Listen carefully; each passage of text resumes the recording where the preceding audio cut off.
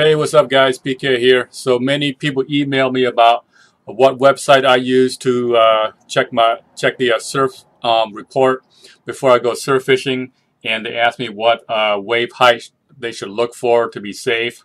So I'm gonna go over that right now, okay? So as you can see here, Magic Seaweed is the #1 site that I use. It's fairly accurate. They have surf forecasts up to about 7 days. And of course, when you're forecasting that far, it's not very accurate. So as the day get closer, you know, the graph is going to update. Okay, so this is Magic Seaweed, as you can see here on the screen, and it gives you the wave height right there. It also gives you the wind direction and the wind speed. So that's really nice. This one I use a lot. And if I'm going, let's say 3 days ahead, I check it every day up until the night that I go.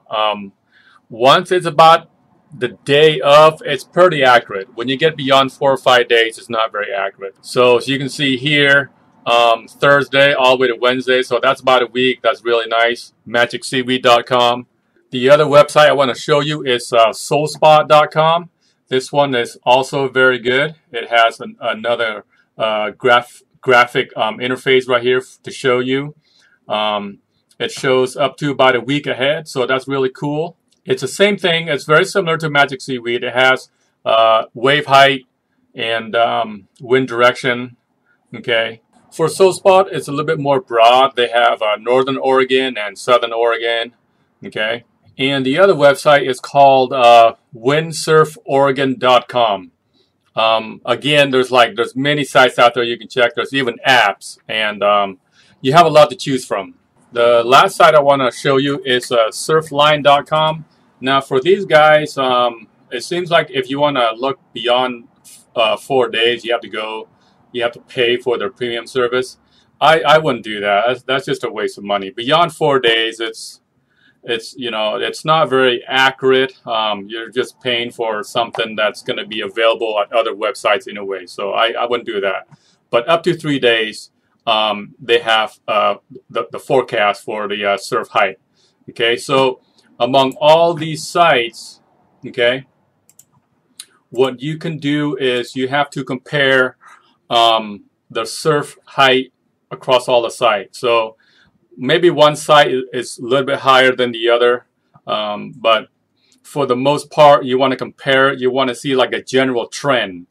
It's going to probably be off, 1 or 2 feet apart. So what I do with all these sites is I just compare them, just compare the surf height between all these sites, and I just want to see a general trend.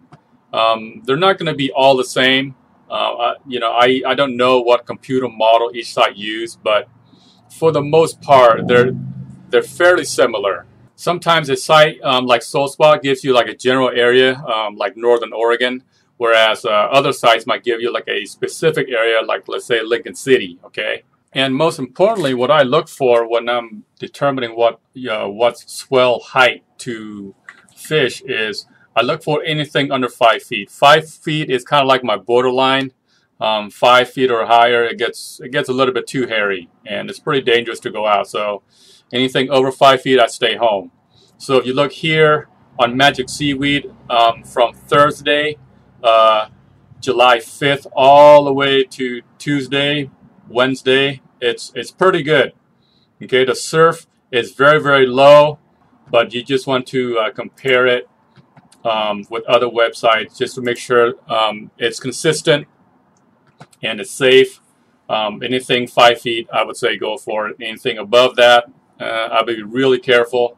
If you do go out, in rough surf, I would probably bring a partner, just to, have them keep an eye on you and vice versa. Okay.